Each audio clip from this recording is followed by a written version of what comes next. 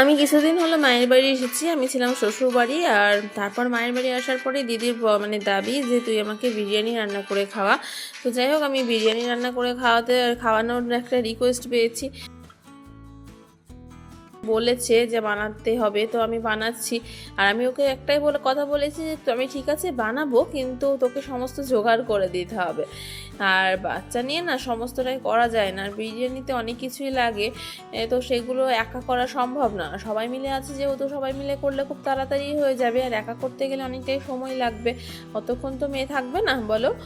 তার জন্য দিদি সমস্তটাই জোগাড় করে দিচ্ছে। দেখো, আলু, পেঁয়াজ, তারপর টমেটো, রসুন, আদা সমস্ত কিছুই কেটে নিচ্ছে। দেখো, মেয়েগুলো কিন্তু আমাদের পাশেই খেলা করছে।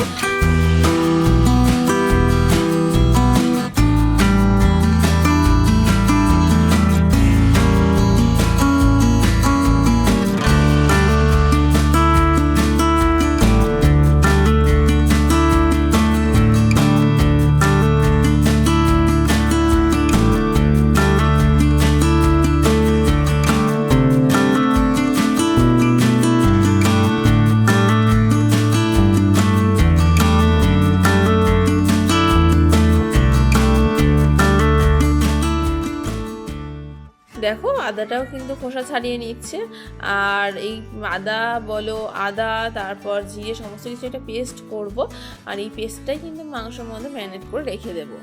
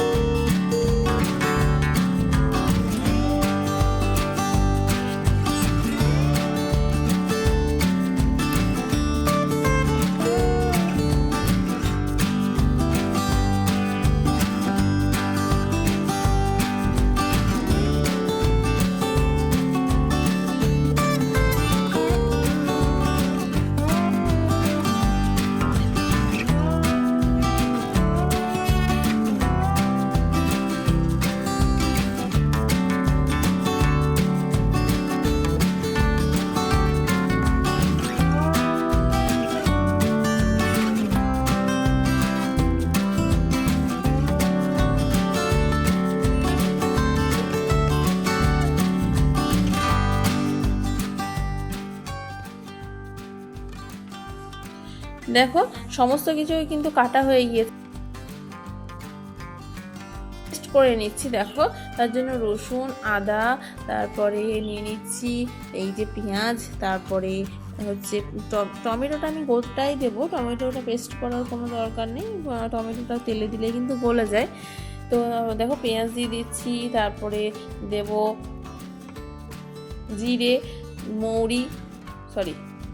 জিরে, ধনে আর শুকনো লঙ্কা। এবার একটা ঘন পেস্ট তৈরি করে নেব।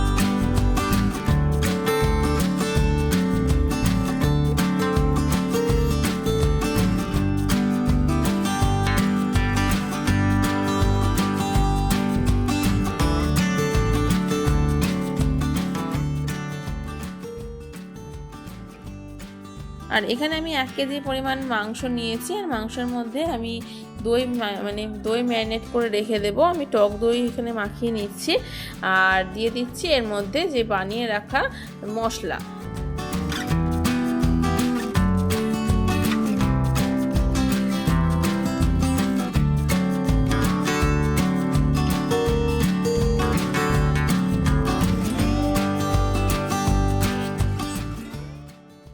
আর মাংসের মধ্যে সমস্ত মশলাই কিন্তু একদম দিয়ে সেটাকে একদম রান্না করে নেব, তাহলে খুব তাড়াতাড়ি হবে।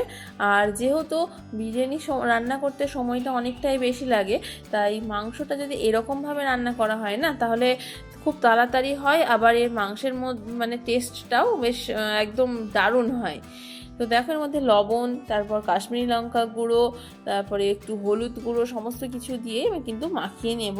আর এটাকে ম্যারিনেট করে রেখে দেবো 1/2 ঘন্টার জন্য। মাংসটাকে ম্যারিনেট করে রাখলে কি হয়, মাংসের মধ্যে সমস্ত মশলাই ঢুকে যায়, তো তখন কিন্তু এর টেস্টটা ভালো হয় আর খেতেও বেশ ভালো লাগে।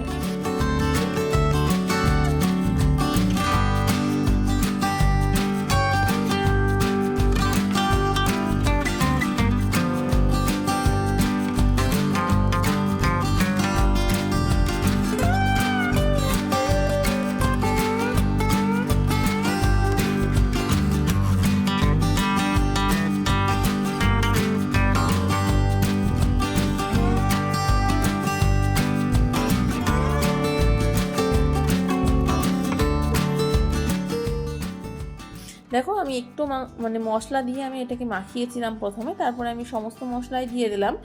আর আমি তেলের মধ্যে কোনো মশলাই কিন্তু কষাবো না, আমি শুধুমাত্র তেল দিয়ে শুধু মাংসটাই দিয়ে দেবো, সমস্ত মাংসটাই দিয়ে দেবো আর শুধু এটাকে কষাবো, তাহলে কিন্তু মাংসটা রেডি হয়ে যাবে। দেখো আমি অর্ধেক পরিমাণ পেঁয়াজ কিন্তু পেস্ট করেছিলাম, আর বাদবাকিটা আমি এর মধ্যে দিয়ে দিচ্ছি, আর 2টো টমেটোও দিয়ে দিচ্ছি এর মধ্যে। আর এরকমভাবে আমি ম্যারিনেট করে রেখে দেবো।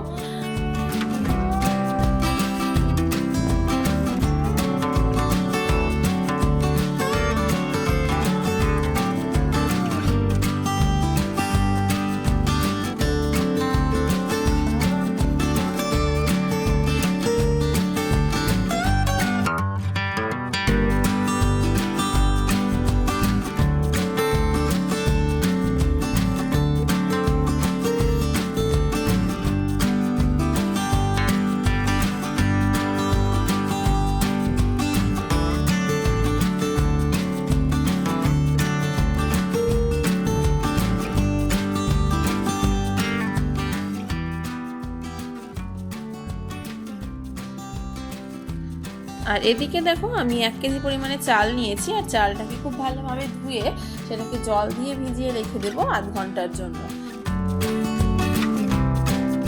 বিরিয়ানির চাল একটু ভেজানো থাকলে কি হয়, একদম চালগুলো একদম গোটা গোটা থাকে আর লম্বা লম্বা হয়, তাহলে কিন্তু ভেঙে যায় না আর গলে যাওয়ার কোনো সম্ভাবনাই থাকে না। তার জন্য এটাকে 1/2 ঘন্টা পরিমাণ ভিজতে দিচ্ছি, আর 1/2 ঘন্টা পরে আমি কিন্তু ভাতটা করে নেব। তো দেখো আমি এই রান্নাটা পুরোটাই আমি কিন্তু উনানে করব। উনানে যে কোনো রান্নাই খুব ভালো হয়, বিরিয়ানিটা তো বেশ ভালো হয়। আর মাংস রান্নাটাও কিন্তু আমাদের এই উনানেই হয়। দেখবে গ্যাসের থেকে উনানের রান্না কিন্তু বেশি ভালো লাগে, আমার তো বেশ ভালোই লাগে। তোমাদের কেমন লাগে আমাকে কমেন্টস করে জানিও।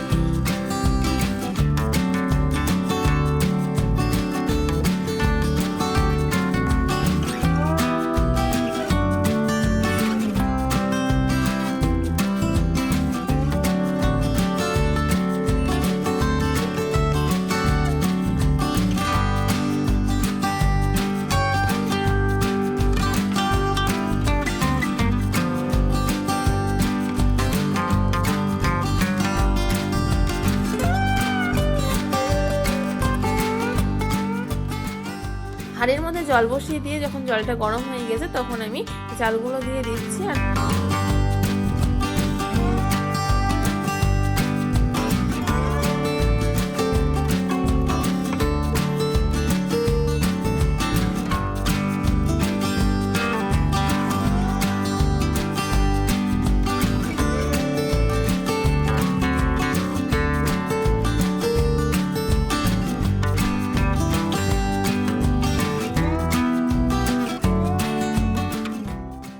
এবার আমি অল্প একটু লবণ দিয়ে দিচ্ছি যাতে চালটা যাতে না ভেঙে যায়।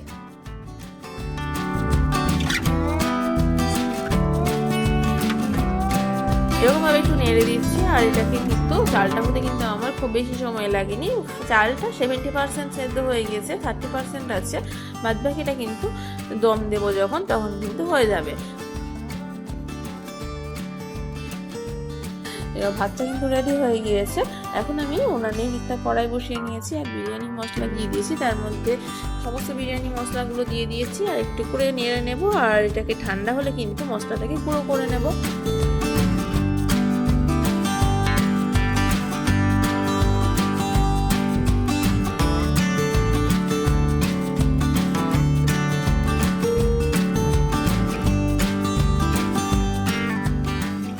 মশলাটা এদিকে ঠান্ডা হচ্ছে আর আমি কিন্তু কড়াইটা আবারও বসিয়ে দিয়েছি আর তার ঠিক সর্ষের তেল দিয়ে দিচ্ছি।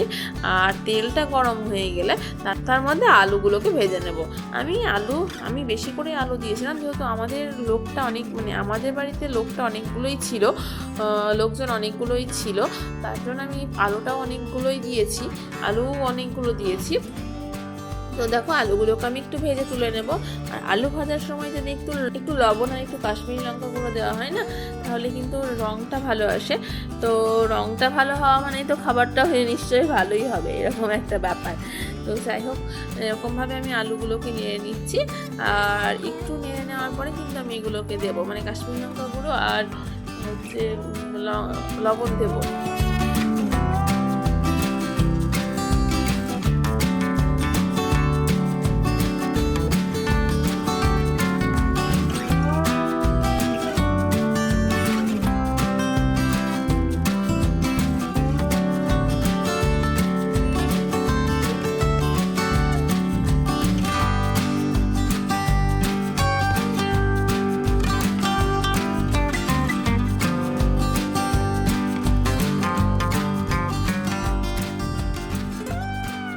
দেখো আলুগুলো ভেজে তুলে নিয়েছি। এরপরে আমি ওই তেলের মধ্যে কিছু বেরেস্তা ভেজে নিচ্ছি। আর তার জন্য আমি খানিকটা পেঁয়াজ কিন্তু ভাজিনি, আমি আগে রেখে দিয়েছিলাম কিছুটা পেঁয়াজ তুলে, আর সেটাই এখন আমি ভেজে নিচ্ছি। দেখো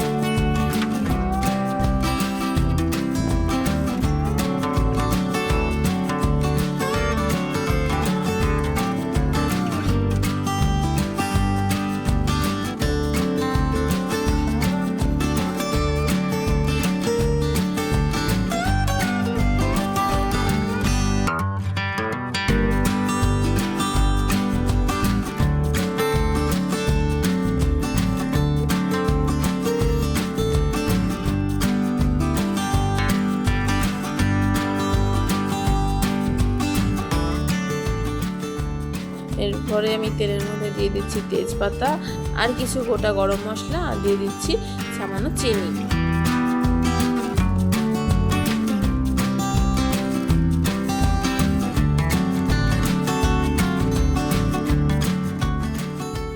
দেখো তেল থেকে যখন একটু গন্ধ ছেড়ে দিয়েছে তখন আমি ম্যারিনেট করে রাখা মাংস দিয়ে দিচ্ছি। আর সমস্ত মশলাই কিন্তু আমি খুব ভালোভাবে পাত্রের গা থেকে মুছে দিয়ে দিচ্ছি।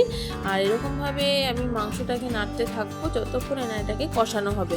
এর মধ্যে আর কোনো কিছুই দেওয়ার দরকার নেই, সমস্ত কিছুই দেওয়া আছে, লবণ হলুদ থেকে শুরু করে মশলা, পেঁয়াজ, তারপর রসুন, আদা সমস্ত কিছুই দেওয়া আছে, শুধুমাত্র দিলাম কাশ্মীরি লঙ্কা গুঁড়ো, এটাই দিলাম, আর কিছুই কিন্তু আমি এর মধ্যে দিচ্ছি না। তো এটাকে আমি এখন ভালোভাবে কষাতে থাকবো। আর যখন কষানো হয়ে যাবে তখন কিন্তু আমি দমে দিয়ে দেবো। তো দেখো মাংসটা কিন্তু কষতে খুব বেশি সময় লাগবে না, যেহেতু 70% সেদ্ধ হবে শুধুমাত্র রান্না করার সময়, আর 30% কিন্তু রান্না যখন আমি দম দেবো তখন কিন্তু এটা সেদ্ধ হয়ে যাবে। তো দেখো মাংসটা কিন্তু আমাদের কষানো হয়ে এসেছে প্রায়। তো তো এর মধ্যে এখন আমি আলু দিয়ে আবারও কষতে থাকবো, আর যখন মাংস থেকে তেল ছেড়ে দেবে তখন কিন্তু আমি এটাকে নামিয়ে নেব।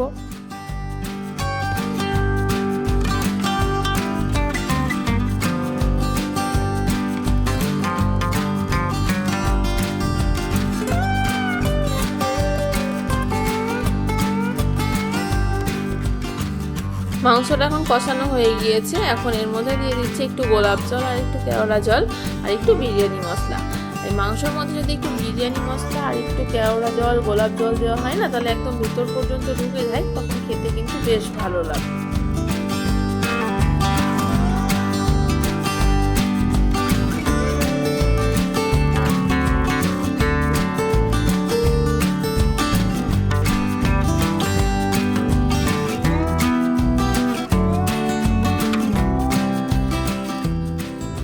মাংসটা কিন্তু কষানো হয়ে গিয়েছে, এখন আমি একটা মাটির হাঁড়ির মধ্যে আমি সম্পূর্ণ মাংসটা ঢেলে দিচ্ছি। মাংসটা প্রথমে দিচ্ছি এই কারণেই যাতে ভাতটা দেবো এর ওপরে, তখন ভাতের মধ্যে কিন্তু মাংসের পুরো ফ্লেভারটাই চলে আসবে। তো যাই হোক, সম্পূর্ণ মাংসটাই দিয়ে দিচ্ছি।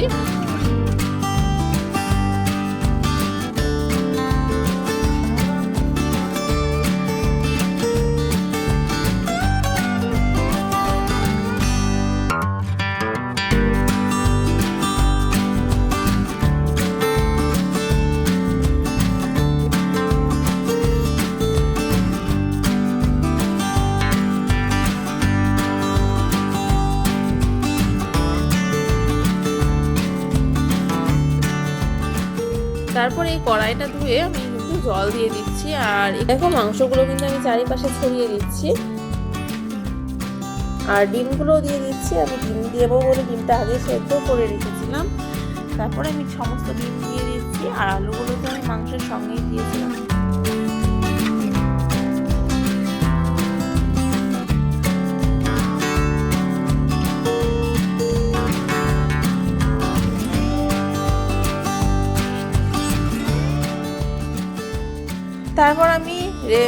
তারপর আমি ভাতগুলো হাত দিয়ে এরকমভাবে ছড়িয়ে দিচ্ছি, আর ছড়িয়ে দিচ্ছি এই কারণে যাতে একভাবে ভাত দিলে কি হবে, মানে এক জায়গায় একদম মানে গাদা লেগে যাবে, আর চারিদিকে কিন্তু থাকবেই না। তো সেগুলোকে একটু ছড়িয়ে দিচ্ছি, তাহলে কিন্তু ফ্লেভারটা ভালো আসবে। দেখো একটু করে ছড়িয়ে দিচ্ছি হাত দিয়ে, আর ভাতগুলো না খুব গরম ছিল, হাত দিয়ে আমি তুলতে পারছিলাম না। তো দেখো এরপর আমি একটু করে বিরিয়ানি মশলাও দিয়ে দেবো, আর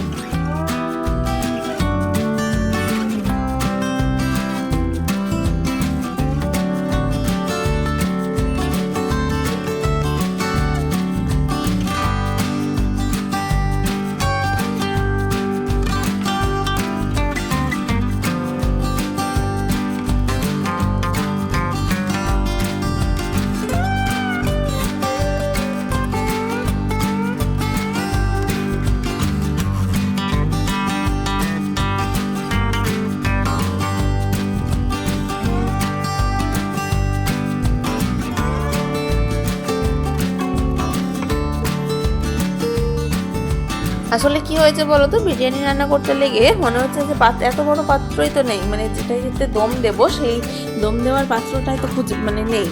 তো তার জন্য হঠাৎ করে মার মনে পড়লো যে হ্যাঁ আছে একটা মাটির হাঁড়ি আছে, সেটাতে কি হবে। তো মা বললো, আমাকে দেখালো, তো মা আমাকে দেখালো, আমি বললাম হবে। তো যাই হোক সেই ভেবেই আর কি দেওয়া। তো দেখো ভাতগুলো কিন্তু সম্পূর্ণটাই হয়ে গিয়েছে। এখন আমি একটু দুধের মধ্যে একটু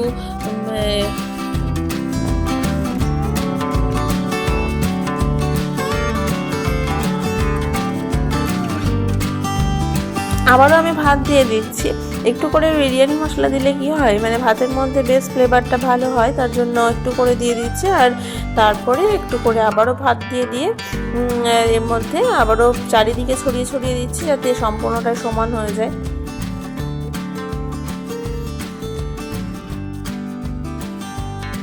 দুধে আমি একটু কেশর ভিজিয়ে রেখেছিলাম, তার মধ্যে একটু আতর দিয়ে রেখেছিলাম, আর সেটাই আমি এরকমভাবে হাত দিয়ে ছড়িয়ে ছিটিয়ে দিচ্ছি। আর তারপর একটু গোলাপ জল, কেওড়া জল, বিরিয়ানি মশলা সমস্ত কিছুই দিয়ে দিচ্ছি। আর আমি বিরিয়ানি মশলা এরপর আমি দিয়ে দিচ্ছি যে বেরেস্তাগুলো ভেজে রেখেছিলাম, সেই বেরেস্তাগুলোই। আর দেখো আমি খুব আস্তে আস্তে দিচ্ছি, যাতে একদিকে পড়বে আরেকদিকে পড়বে না, এরকমটা করলে কিন্তু হবে না। এরকমটা করলে তো আর হবে না, তাই আমি সব দিকেই সমানভাবে দিচ্ছি আর এরকমভাবে মুখ বন্ধ করে দিচ্ছি। ও হ্যাঁ, তোমাদেরকে একটা কথা বলতে ভুলে গিয়েছিলাম যে হ্যাঁ, একটু ঘি দিয়েছিলাম। তো যাই হোক,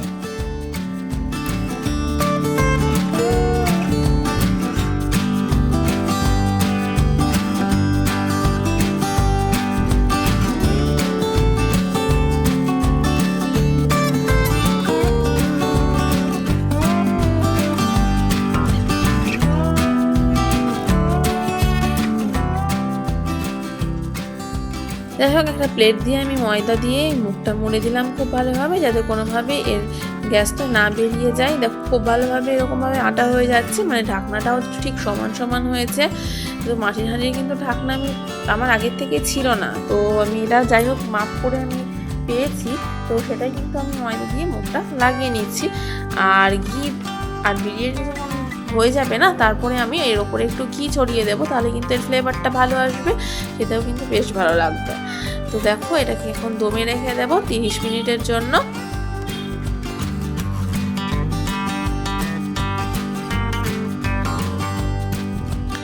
আর এর মধ্যে এটা কিন্তু বসিয়ে দেওয়া হয়ে গেছে, বসিয়ে দিয়েছি আর এটাকে আস্তে আস্তে হতে থাকুক। আর তারপরে এর মধ্যে এর ওপর থেকে কিছু কাঠ দিয়ে দিচ্ছি, যাতে ওপর থেকেও দম দেওয়া হয়। তো এরকম দিলে বেশ কিন্তু ওপর থেকে আর নিচে থেকে বেশ দমটা ভালো হয়, তো খেতে কিন্তু বেশ ভালো লাগে। এটাই কিন্তু আসল কাজ, এই কাজটা করছিল আমার বর। তো বলছে যে দেখো আসল কাজটা কিন্তু আমি করে দিয়েছি। তো হ্যাঁ ঠিকই তাই, ওই কিন্তু আসল কাজটা করে দিয়েছে।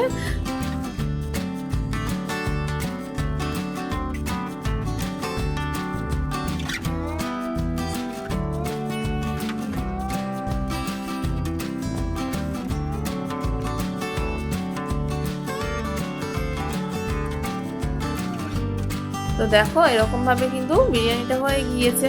তো এরকমভাবে রান্না করলে না বিরিয়ানিটা সত্যিই দারুণ সুন্দর হয়।